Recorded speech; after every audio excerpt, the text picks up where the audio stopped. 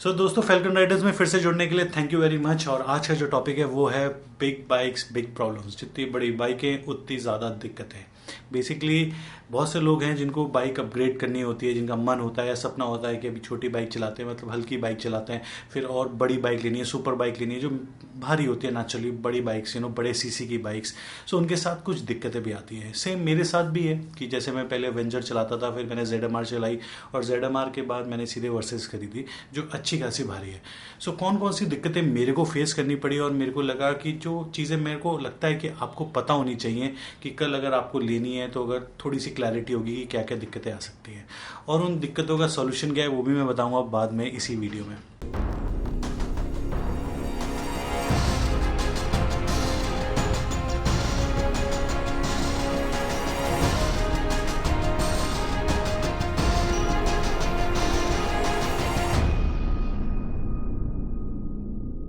So basically मैंने 10 points बनाए हैं। तो सबसे पहले पॉइंट पे चलने के लिए पहले आप ये वीडियो देखो।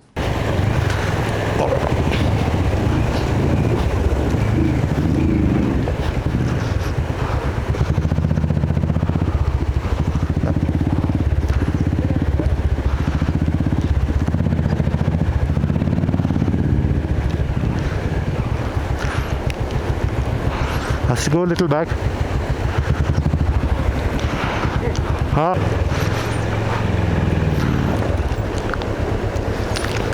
पकड़ियो, सीधा कर।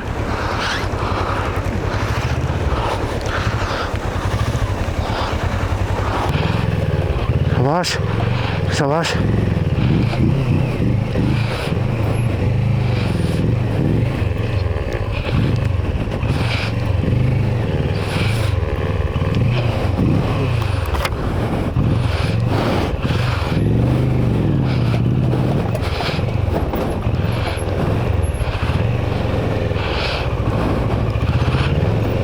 हाँ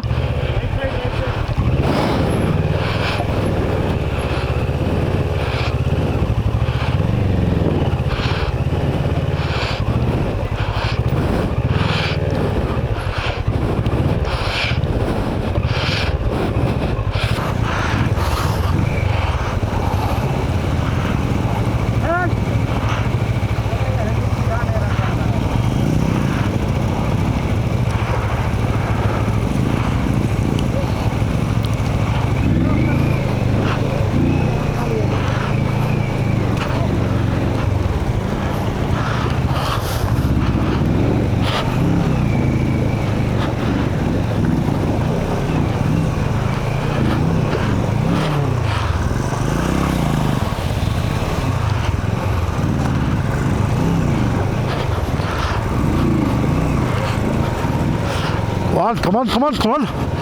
Yavaş yavaş yavaş yavaş.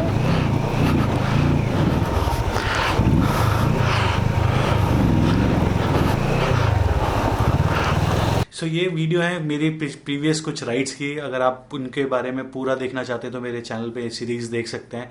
So basically जैसे आपने देखा कि जो वाटर क्रॉसिंग्स होती हैं वो भी पहाड़ों में, हिमालयाज में बिल्कुल टूटी फ्रूटी, जिसमें पानी का फ्लो भी ज़्यादा होता है, पत्थर भी बड़े बड़े बड़े होते हैं।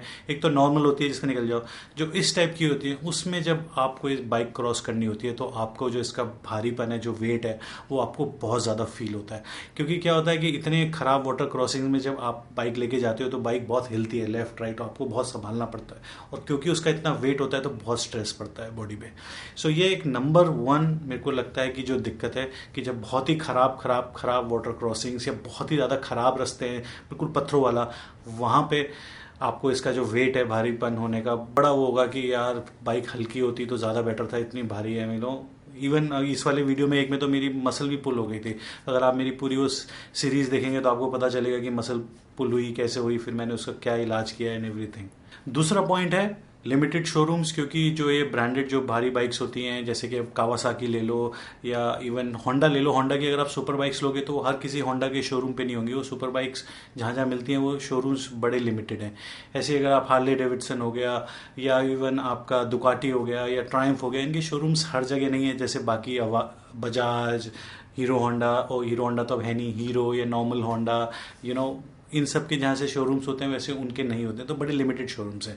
अगर कहीं दिक्कतें हो गई तो बाइक में तो तो आपको पता है कि फिर कितनी दूर जाना पड़ेगा। जैसे कि अगर मैं कावासाकी की बात करूँ तो पूरे जम्मू कश्मीर में कावासाकी का शोरूम नहीं है।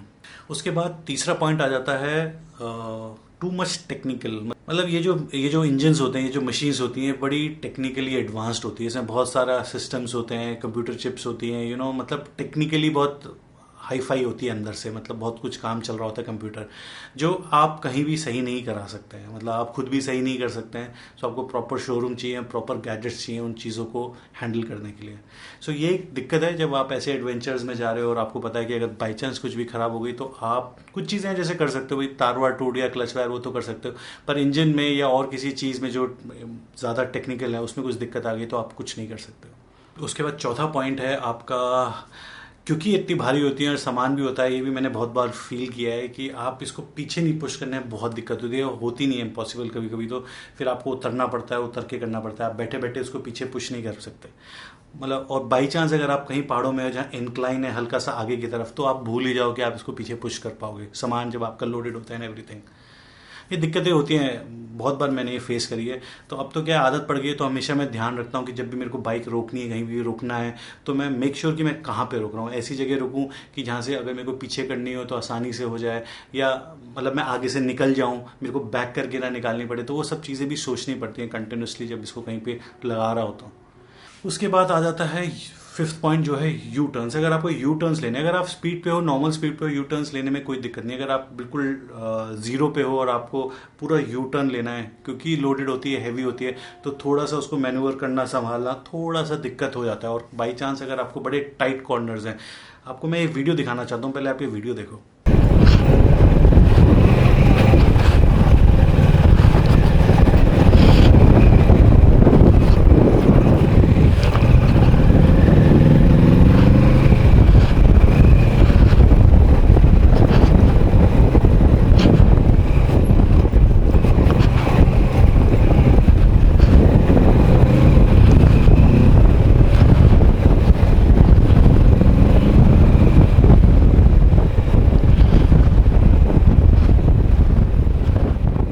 ये देखा आपने वीडियो, ये एक वीडियो है जो मैं निकल गया था, मैं स्पीति में था, गलत रास्ते पे निकल गया था। बाकी सब लोग इधर नाको की तरफ निकल गए थे। एक जगह है जहाँ से ये पुराना रास्ता हुआ करता था कभी, जो बंद हो गया था, तो मैं सीधे निकल गया, पता नहीं कौन सी धुन में था। अंदर चला गया, चलता गया, जैसे आपने देखा होगा, चलता गया। एट द एंड एक जगह ऐसा आ गया जब मेरे को रियलाइज़ हो गया कि मैं बहुत गलत जगह आ गया हूँ, क्योंकि रोड छोटी होती चली गई। फिर एक जगह ऐसा आया कि मेरे को यू टर्न लेना है, वहाँ पे बहुत ही कम जगह थी यू टर्न लेने की। मतलब मैं यू टर्न लेना वैसे इम्पॉसिबल ही था। सो मैं लिटरली, मेरे को कुछ मिनट लगे समझने के लिए कि मैं कैसे यू टर्न लूँगा यहाँ पे, और बिल्कुल ही नैरो हो गया था, पत्थर वत्थर टूटा हुआ था। फिर मैंने धीरे धीरे करके पीछे, फिर आगे, फिर धीरे, फिर पीछे आगे, फिर वो पहाड़ी जो थी उस पर हल्का सा ऊपर चढ़ा के पीछे, बहुत मुश्किल से करके मैंने इसको वापस किया। क्योंकि थ्रॉटल भी ऐसा हल्का सा तो भागती है और जगह है नहीं, तो आपको लगता है कि गलती से थोड़ा सा ज़्यादा क्लच छूट गया तो सीधे खाई में, तो ये जो हैवी बाइक्स होती है, सब आपको ऐसे क्रंच मूवमेंट से कभी कभी आपको फील हो जाता है कि यार हल्की होती, छोटी होती तो ज़्यादा बेटर था। उसके बाद आता है पॉइंट नंबर 6। पॉइंट नंबर 6 है कि अगर बाई चांस ये गिर जाए बाइक, तो भाई साहब बस भगवान बचाए आपको। मतलब इसको उठाना ही ऑलमोस्ट इम्पॉसिबल से हो जाता है। और बाई चांस हाई एल्टीट्यूड हो जहाँ सांस भी फूल रही है और थकावट है, तो आप शायद इस बाइक को अकेले उठा ही नहीं पाओगे, इन बाइक्स को जो भारी होती हैं। पर स्टिल मतलब उठाना तो पड़ेगा, कभी कभी कोई हेल्प मिल जाती है, जो भी है, पर it's very very very difficult. उसके बाद पॉइंट नंबर 7 है बेसिकली जब महंगी आती है। नेचुरली ये एक पॉइंट भी है कि भाई बहुत महंगी होती हैं ये, और महंगी होती हैं और एवरेज भी काफ़ी कम होता है। मतलब एवरेज ऐसा होता है, कोई आपसे पूछे तो आपको शर्म आती है बताने में कि यार हाँ दे देती है यार, इतना ही दे देती है। और पैसे भी अब बेसिकली क्या है कि पैसे बताते हुए भी आप बचोगे, क्योंकि अब जब आप रिमोट एरियाज़ में हो, कहीं भी रुक जाते हो, कुछ भी, अब लोग पूछते हैं। अब आप बोलोगे सडनली कि मेरी बाइक 10 लाख की है, 12 लाख की है ना, तो एकदम से कान खड़े हो जाते हैं लोगों के।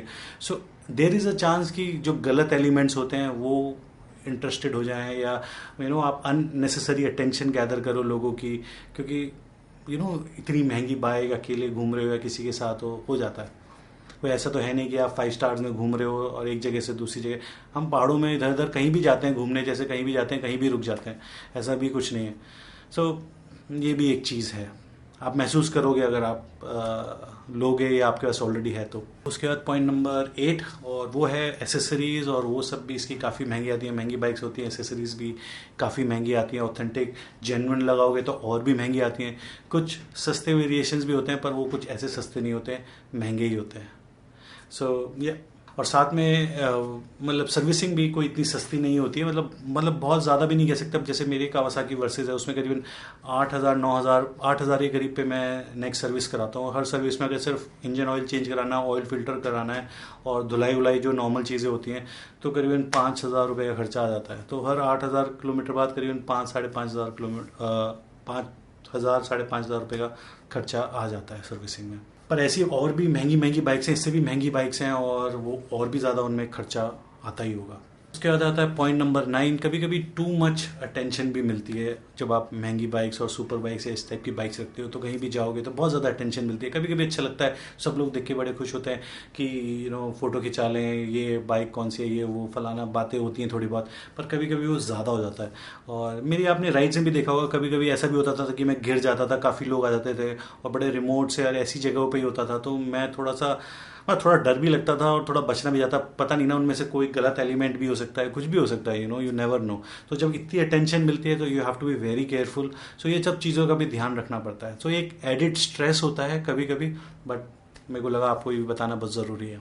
उसके पॉइंट नंबर 10, ये थोड़ा सा इंटरेस्टिंग है कि अगर आप वो टाइप के बंदे हो कि जो थोड़ा भगाने में थोड़ा शौक रखते हैं, सो ये मशीनें जो एक्सपेंसिव या भारी या महंगी जो सुपर बाइक्स होती हैं, ये थोड़ी खतरनाक भी हो सकती हैं। इनमें क्या होता है कि हमेशा पावर होती है। जब आप सोच रहे होते होंगे बस, उसके बाद भी थोड़ी सी एक्सीलेटर घुमाओगे ना, तो स्टिल थोड़ी सी पावर होती है। सो बहुत ज़्यादा जो थ्रोटल फ्रेंडली, जिनको मैं बोलता हूँ कि जो खींचने वाले होते हैं, उनके लिए मतलब it can be little scary. इसको चलाने के लिए you have to be very focused, mind बड़ा सेटल होना चाहिए। अदरवाइज आप आए दिन एक्सीडेंट्स के बारे में सुनते हो, सुपर बाइक्स के बारे में। सो थोड़ा with great powers come great responsibilities, so ये भी एक दिक्कत कह सकते हो, या ये कह सकते हो कि वो दिक्कत तब हो सकती है अगर आप ध्यान ना दें तो। बेसिकली ये पूरे 10 पॉइंट हो गए जो मेरे को लगा कि मैं आपको बताऊं कि बड़ी बाइक्स या जो सुपर बाइक्स होती हैं उनको खरीदने के बाद क्या क्या दिक्कतें आपको फेस कर सकते हो। अब आप सोच रहे हो कि सर अगर इतनी दिक्कतें हैं तो आपने अभी तक बाइक बेची क्यों नहीं, और आप ये बाइक चला क्यों रहे हो अगर इतनी दिक्कतें हैं।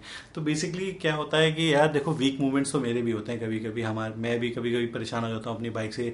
कभी कभी ये जितने भी पॉइंट्स बताए कुछ ना कुछ मेरे साथ सारे ही हुए हैं ये, तो होते हैं वीक मूवमेंट्स। पर क्या होता है कि ये ऐसे नहीं हुए अभी तक कि जिससे कि मेरा बाइक से कोई प्यार कम हो पाए, ऐसा अभी तक नहीं हुआ है। हम आपस में बात कर लेते हैं, एडजस्ट कर लेते हैं, मांडवाली कर लेते हैं, मेकअप कर लेते हैं मैं और बाइक आपस में, कि क्योंकि कुछ दिक्कतें, कुछ मोमेंट्स ऐसे होते हैं जब उसकी वजह से मेरे को दिक्कत होती है। पर उसके अलावा बहुत सारे ऐसे मोमेंट्स हैं जब वील हैव ग्रेट मेमोरीज, बहुत फन करते हैं।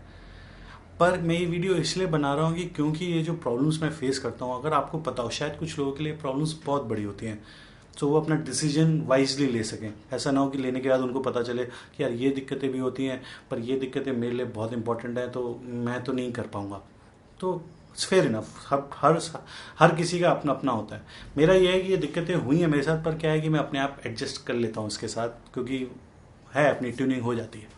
पर कुछ लोगों के लिए ये दिक्कतें बहुत बड़ी होती हैं, तो इस वजह से मेरे को लगा कि ये जानना भी ज़रूरी है। शायद मेरे को कभी कभी होता है, कभी कभी मेरा भी मूड ऑफ हो जाता है, कभी कभी मैं भी परेशान हो जाता था। खासतौर से जैसे वाटर क्रॉसिंग वाला वीडियो आपने देखा कि यार मेरे को हल्की बाइक लेके आनी चाहिए थी, और ऑल दैट स्टफ, और हो जाता है कभी कभी परेशान हो जाते हैं। पर फिर मैं अपनी बाइक से थोड़ी देर बातें कर लेता हूँ, आपस में हमारी बातचीत हो जाती है, सेटल कर लेते हैं, मतलब अपने जो डिफरेंसेस हैं वो आपस में ख़त्म कर लेते हैं। So that is the way. पर एक बड़ी कॉमन सी चीज़ है कि जैसे कुछ लोग हैं वो कुछ मोटरसाइकिल चला रहे हैं, इवन कार समझ लो, उनको अपग्रेड करनी है, उनको बड़ी या कुछ भी एक बाइक लेनी है कि यार इसमें ये सब दिक्कतें हैं, वो वाली बाइक ले लूँगा तो उसमें ये सब दिक्कतें नहीं होंगी। पर वो ये भूल जाते हैं कि उसमें ये सब दिक्कतें नहीं होंगी, पर उस बाइक में अपनी दिक्कतें होंगी उसकी, जो आप फिर तब फेस करोगे। सो ये कोई एक अल्टीमेट सॉल्यूशन नहीं है। सॉल्यूशन ये है कि जो आपके पास चीज़ें हैं उसमें जो दिक्कतें उनको फेस करो, उसके अराउंड चीज़ों को सही करो। अगर बिल्कुल ही नहीं हो रही है तो ठीक है, क्योंकि पर यह ज़रूर है कि आपको दिक्कतें तब भी फेस करनी पड़ेंगी और फिर उसके अराउंड खेलना पड़ेगा। इसे बड़ा अच्छा एक मेरे को कोट याद आ रहा है, जिम कैरी, आप जानते होंगे जिम कैरी एक एक्टर है, उसकी मैंने कहीं पढ़ा था, उसने एक बार बोली थी बात कि मैं चाहता हूँ कि हर कोई अमीर हो जाए, हर कोई अमीर हो जाए, जितना चाहे उतना अमीर हो जाए, कि जिससे कि उनको पता चले कि ये एक आंसर या सोल्यूशन नहीं है खुशी का। मतलब कहने को बहुत बड़ी बात है अगर आप इसको सोचो। पर एनीवे वो कौन नहीं चाहता कि अपनी मोटरसाइकिल अपग्रेड करे। मैं भी एवेंजर से ZMR आया, ZMR से वर्सेस आया। कभी कभी मैं भी सोचता हूँ कि मेरे को कौन सी बाइक आगे लेनी है। अभी मैं कंप्लीटली खुश हूँ, पर कभी कभी थॉट्स आ जाते हैं। कौन नहीं चाहता। पर यह है कि जब आप ये चीज़ कर रहे हो तो ये सोच के करना कि उस चीज़ में भी दिक्कतें आएंगी, आपको फेस करनी पड़ेंगी। और एक चीज़ का और ध्यान रखना, एक सेइंग है ना कि आप फाइनेंशियली अपने कैरियर में ऊपर चढ़ते चले जाओ, अमीर होते चले जाओ, अमीर होते चले जाओ, पर अपने रूट्स को मत भूलना।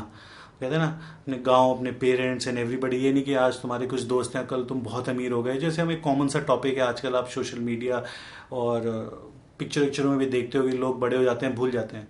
ऐसी बाइकों के साथ भी आप धीरे धीरे आप सुपर बाइक से पहुंच गए, तो इसका मतलब ये नहीं है कि कल जो स्प्लेंडर चला रहे हैं या ZMR चला रहे हैं उनकी कोई इज्जत ही नहीं है आपके लिए। ऐसा मत करना, ठीक है। With great powers come great responsibility. Okay, value everybody and enjoy your life.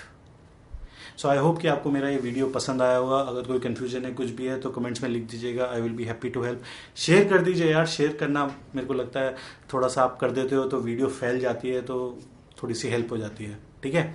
और अगर नहीं पसंद आई तो डिसलाइक का बटन भी है, और अगर पसंद आई है तो लाइक दबा दीजिएगा, और सब्सक्राइब नहीं किया है तो सब्सक्राइब भी कर दीजिए। Till next video, do what ever you want to do guys, have fun, enjoy, bye bye.